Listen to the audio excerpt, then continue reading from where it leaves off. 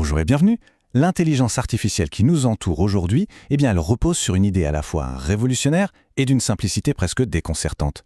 On va voir ensemble comment une toute petite correction, une solution hyper élégante, a fait sauter un verrou qui paralysait la recherche depuis des années. C'est l'histoire de la clé qui a ouvert la porte de l'IA moderne. Pour commencer, il faut voir l'apprentissage profond, le deep learning, un peu comme la construction d'une tour. Chaque étage, chaque couche de neurones ajoute un nouveau niveau de compréhension. Logiquement, plus la tour est haute, plus la vue est impressionnante. Donc en théorie, plus un réseau a de couches, plus il devrait être capable de piger des trucs complexes, et donc d'être plus intelligent. Et c'est là qu'est tout le paradoxe, qui a cassé la tête des chercheurs pendant des années. Si la recette semblait évidente, ajouter des couches pour plus d'intelligence, pourquoi est-ce que ça ne marchait pas? Pourquoi est-ce que ça menait systématiquement à une impasse? Quel était ce mur invisible qui empêchait l'IA de grandir? C'est ce mystère qu'on va résoudre. Ok, pour bien comprendre ce qui coince, il faut savoir comment un réseau apprend. Ça se fait via un processus qu'on appelle la rétropropagation. C'est assez simple à imaginer, le réseau fait une proposition, il regarde s'il ajuste, et s'il s'est trompé, il envoie un signal de correction vers l'arrière, couche par couche, pour dire à tout le monde « Hey, on s'est planté, il faut ajuster le tir comme ça ». Le problème, il est justement là. Ce fameux signal de correction, qui est absolument vital pour que le réseau apprenne quoi que ce soit, avait une fâcheuse tendance à s'évanouir. Plus il remontait loin dans les couches du réseau, plus il devenait faible. Un peu comme un écho qui se perd au fond d'une grotte. L'analogie parfaite, c'est le jeu du téléphone arabe.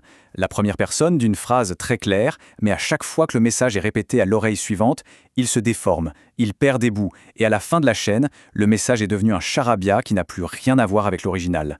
C'était exactement le même sort pour le signal d'apprentissage. Et ce graphique, il met le problème en pleine figure. Chaque couleur, c'est une couche du réseau. On voit bien que pour les dernières couches, en turquoise, le signal de correction est fort.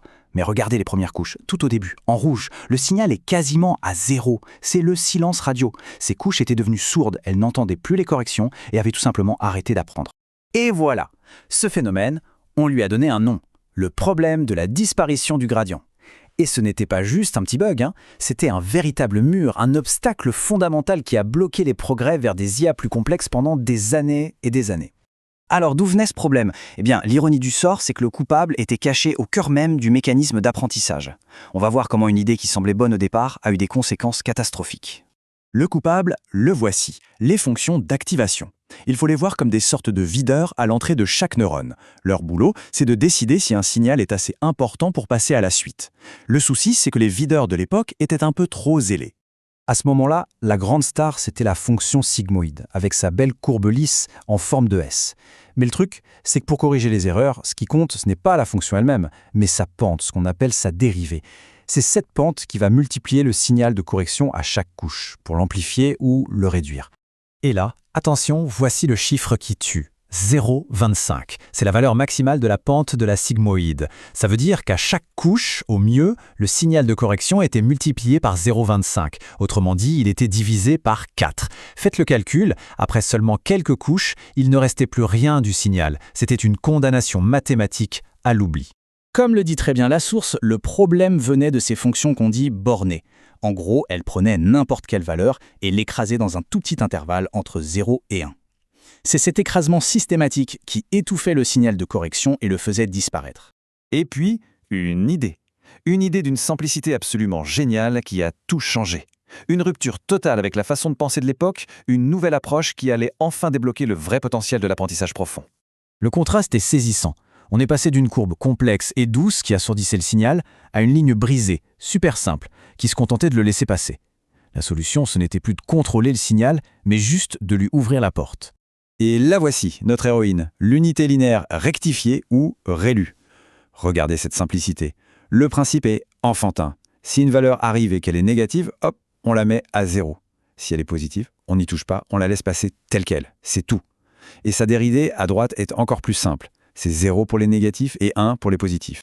Et voilà le secret, le fait que la dérivée soit de 1, ça change tout. Multiplier le signal par 1, ça veut dire ne pas y toucher. ReLU agit comme un câble parfait qui transmet l'information d'une couche à l'autre sans aucune perte, sans aucune distorsion. Le message arrivait enfin à destination, fort et clair. Et d'un seul coup, le problème de la disparition du gradient était résolu.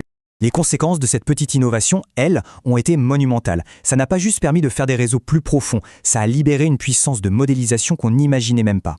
Maintenant que la voie était libre, que l'on pouvait empiler les couches sans crainte, les réseaux de neurones ont commencé à révéler une capacité tout à fait spéciale, une propriété fondamentale, presque magique, décrite par un théorème très célèbre.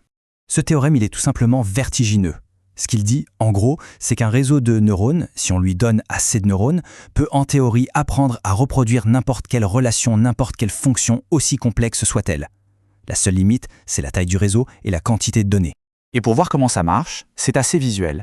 Chaque unité rélue, toute seule, c'est comme une brique de Lego très simple, une ligne brisée.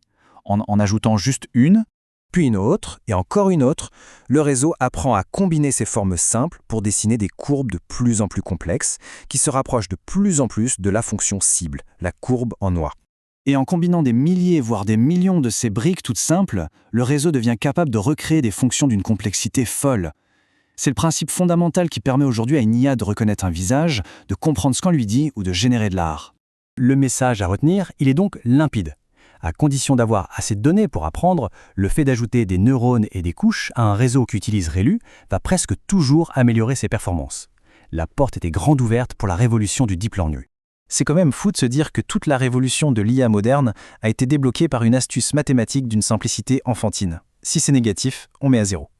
Ça laisse songeur. Et ça pousse à se demander quelles autres révolutions futures dépendent peut-être d'une idée aussi simple, qui se cache là, juste sous nos yeux.